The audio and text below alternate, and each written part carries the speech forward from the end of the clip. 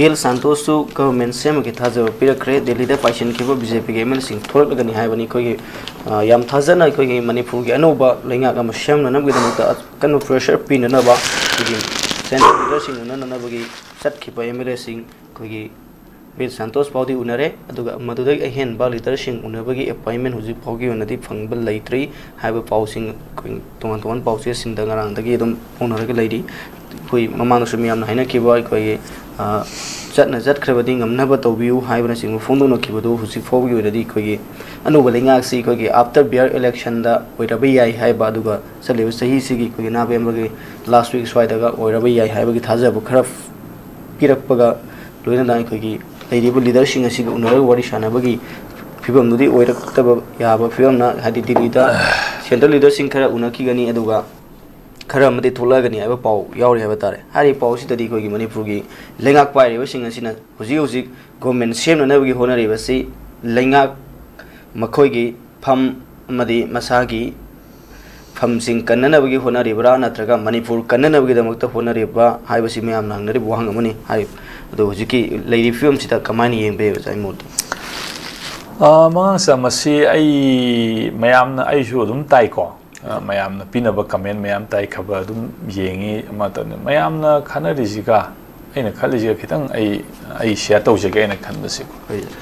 koina MLA na khallaba mi sing asi opposition gi wa ga congress gi wa ga BJP wa ga moina BJP na nga lepa nga pa congress na lepa nga pa mo political advantage long na wi nga na baduna amoi gi wa ujara sunu ko adu ai gi sense tadi people na khalliba MLA sing ase masi su mo khoi laibak si nungshira moi na traga laibak hi yolaga sage na loina khanbadi kashu oram moina khalleba mogi limit of power haibam leram ngane mo tawbo ngam bangam da manung chalam ngani aduga aidi hojiksu manipur gi leiriba MLA sing asideda nakoina leader puthokpa ngam da bani haidana akoi blame tawbase sisu ai tawning de bai diko issue ma kakti lei center na khanba leader se noi na yaw haiba aduda yanaba yanawaina haiba amada yanaba ngamdabdi orambi yai ko aduga manipur na leader ma khanba ngamde na akoi gi mina leader ma khanba ngamde na haibadu de ai yaning debu ko mani central government na khalakpa leader amada noi myam yanawaina manipur gi MLA sing asida hairakpada MLA sing no yanaba ngamdabagi issue lerambadi yai ko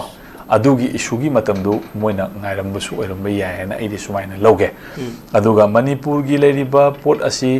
aduga thamiba PR ase ai na khitang yengjabadadi India government na thamba PR ne ko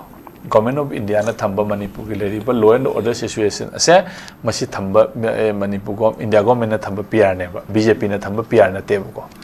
aduga moina unari sidi hojibok to unari sidi BJP gi leriba magi organization gi level leba mi singu ngakte ne ba government ki level da prime minister home minister da moina convince to ba yabagi hujik room du laitri bu ko that means laitabagi maramdi moigi adegin signal laiti haibu ka samane bu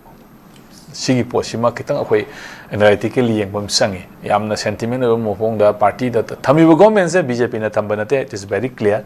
Indian state na thamba ni manipur state lenga pai do BJP na pai bi pai da bi adudi situation do na maram kanda law and order ki mai len na thamba issue ne aduna India government ta law and order se normal oire na khandri ba phau aduga mokhoi na khanba leader amana hariba poaching ase manipur gi leriba lusing halu haina khanbagi pochima leitraba taba ngamdraba adu takati manipur government se idi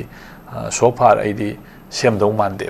aduga government ama akoina muthatlage assembly diopchar ga vote to adu constitution rum tawjar kada pone madada BJP gi mi lehauba lehautaba vote lepak tabaduna that is another thing aduna tungda thokpu oi lakpa mai kano ojerasan obuko aduga lariba poti Indian state na